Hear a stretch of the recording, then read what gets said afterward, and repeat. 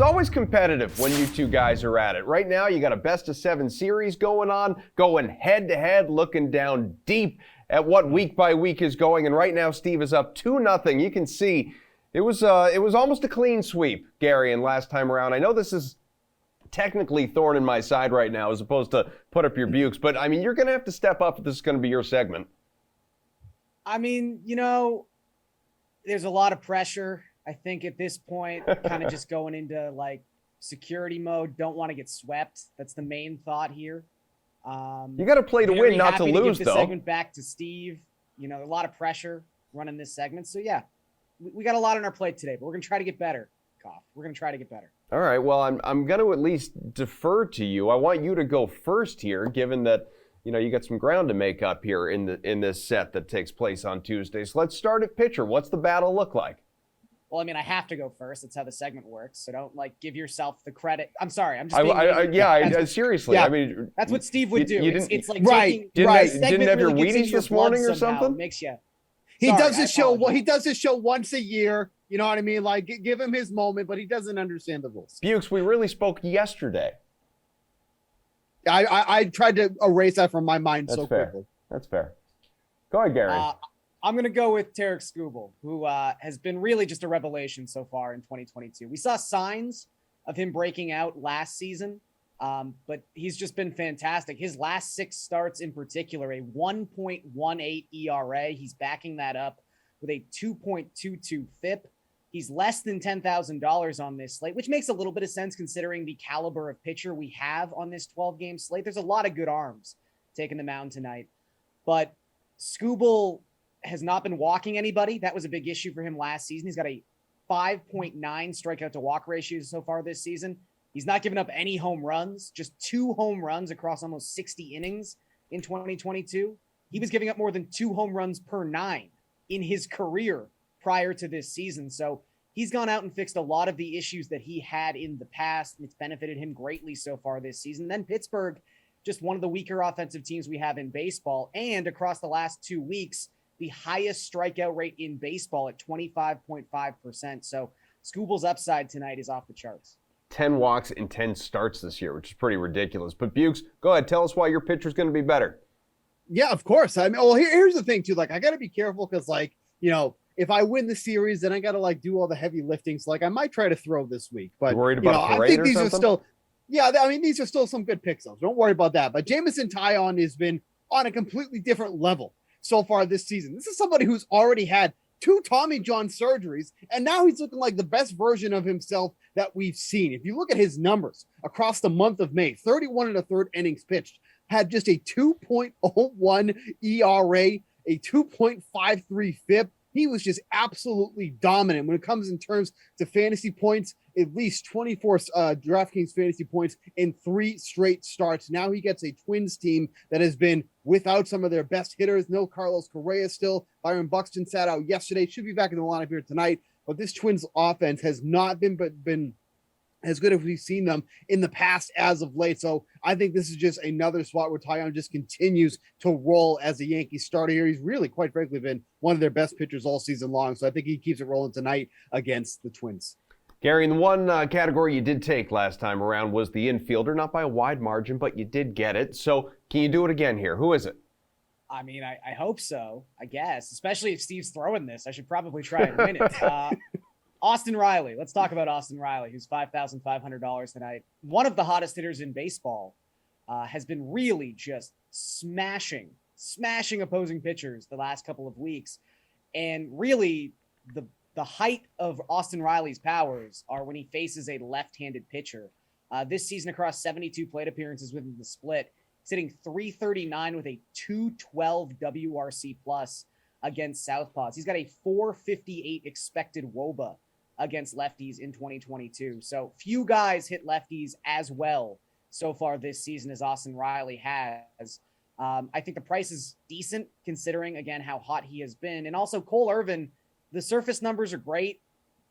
I mean, they're fine, I guess. The ERA is sub-3. This happened last season as well. He was kind of rolling along for a little bit, being underwhelming, not striking anyone out, and somehow surviving, and then he hit a wall. And I think that wall is going to come tonight His expected ERA is up over 5, 2 full runs higher than his actual ERA. I think Austin Riley is going to be a big part of the normalization of Cole Irvin. Bukes, I like the games that you're playing right here because you say you're trying to throw it. So if you do lose, fine, you weren't trying to win. But if you win, good God, should Garion just be embarrassed? I mean, it's actually a pretty good strategy on your part. You know, I've been here at DraftKings for about 8 years now, and you're just finally starting to catch on to what I do. It's taking me some time, yeah. Yeah, it's taking you a little bit of time. I'm not surprised. You're a little slow. Yeah. Let's talk about Trevor Story in this matchup against Reed Detmers. You know, the guy who embarrassed me on this segment a few weeks ago. But the only person who's embarrassed at this point is now Reed Detmers. He threw that no-hitter. What has he done since? Absolutely crapped the can since then. He's had 3 starts since that, quote-unquote no-hitter. 5.14 ERA, 6.57 FIP, and a 2.6 home run per 9 inning. He's been getting hit like we all expected him to be hit, when he threw that no-hitter. So it looks like it's a fluke now. But now you have Trevor Story, who has historically been one of the best hitters against lefties, and that has translated with him being out of Coors Field 100% of the time. You look at his numbers against lefties: 389 WOBA, 155 WRC plus. We all know about that historic run he had when he was hitting a home run every at bat, it seemed like, but he's still hitting well against lefties overall. I think this is a good spot for him and the Red Sox to jump on Detmers, who is obviously enduring some no-hitter hangover at this point. I'm pretty sure the combined no-hitters are the quote-unquote no-hitters. I think he actually did it. He gets credit for that one, Steve. Good. Okay. All right. Outfielders, Garion, what do you think? Shut out there last time. Yeah, I'm also going to pick on Reed Detmers. I mean, like Steve said, what's the worst thing that could happen? Is he's not going to throw another no-hitter. And if he does, we've got some freaky powers. So I'll kind of take that one too. JD Martinez has been one of the best hitters in baseball this season. And another guy, like Steve was sort of talking about with Trevor Story, where you don't just have to look at the 2022 statistics and go, oh, he hits left-handed pitching well. This is a large sample we're dealing with JD Martinez throughout his career, just crushing southpaws. He's got a 308 career batting average within the split, a 152 WRC plus. When you look just this season, he's hitting 433 against left-handed pitching. I mean, if Paul Goldschmidt didn't exist, these numbers would basically be leading the league against lefties just without any sweat, without any hesitation. Maybe Martinez hasn't been showcasing the power numbers we've been used to seeing, just 5 home runs so far this season. But I still think this is a really nice spot for him against Detmers, who, again, as Steve mentioned, has been struggling a lot since he threw that no-hitter. Regression hit him very quickly, as it probably should have. I mean, thank goodness Goldschmidt does exist, though. He got you your win last week. He did. That's nice. How about an outfielder, Bukes? Yeah, I'm going to be going with Kyle Tucker in this spot, going up against Chris Flexen, the only starter in the Mariners rotation we would like to leave. We like all of our Mariners guys. They're all teammates here, but Chris Flexen is not being a very nice teammate. All he's doing is losing games for the future AL West champion Seattle Mariners. That being said, he's probably going to lose the game for us again tonight as well, so we might as well just pile on him. So I think Kyle Tucker's in a great spot here tonight going up against him. You look at the numbers for Flexen. He's given up a number of home runs this season, mostly to righties, but lefties are getting him 2 as well. Has a 4.53 FIP against lefties on the year as well. So I think Kyle Tucker is someone that's going to go a little overlooked tonight. He's only 4,600, so he's affordable with some of the other guys that I mentioned too as well. So I think this Astros lineup has just been breaking as of late. Obviously, they were lost because of Julio Rodriguez, your future American League Rookie of the Year, coming up right there. But they're going to get some revenge tonight against Chris Flexen, who we hope is out of the rotation soon. Brings us to value, Gary, and dive deep. Who do you like? Well, going back to that Astros lineup that we think is going to score a lot of runs, there's basically only one guy who is going to be able to supply any value for you on this slate, and that is Yuri Guriel, who's just $2,700. Guriel, not hitting great, I'm not going to lie, but he has been hitting slightly better so far in June. He is also going up against Chris Flexen.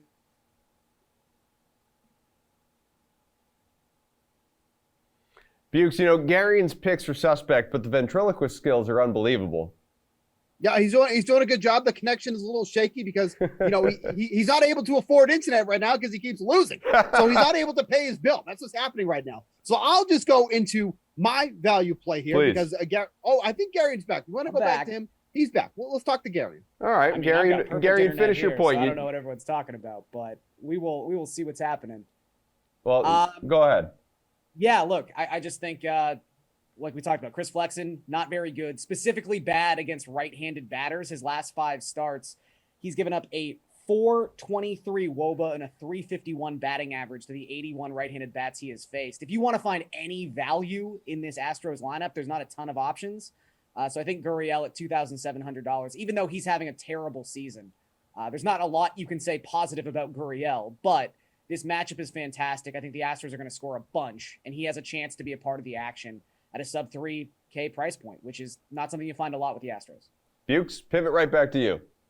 Yeah, so I think this is a great spot for Trent Grisham. I think I used him last week. I can't be certain about that. But Grisham, for whatever reason, is hitting near the bottom of the Padres lineup. That's not usually something you want to target, someone who's hitting like 7th or 8th.